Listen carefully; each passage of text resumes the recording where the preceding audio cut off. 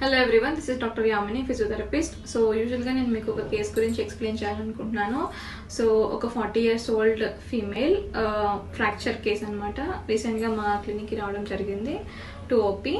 So history వచ్చేసి ఏంటంటే ఆవిడ కింద పడ్డారనమాట. So due to she is doing some work and there is a fall. So కింద పడిన తర్వాత they went to rural medical practitioner and he said that fracture ఏం లేదు, కొంచెం స్వెల్లింగ్ ఉంది కాబట్టి ఐస్ పెట్టండి అని చెప్పారు. And they are keep on applying ice for 10 days.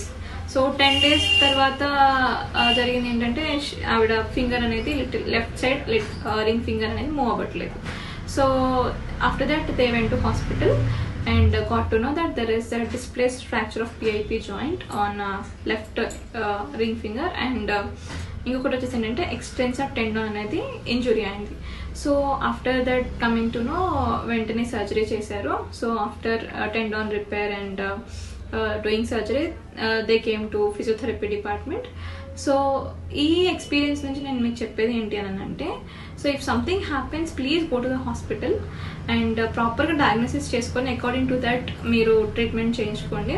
అంతేకాని don't encourage this bone setting centres or some other unqualified practitioners or some what.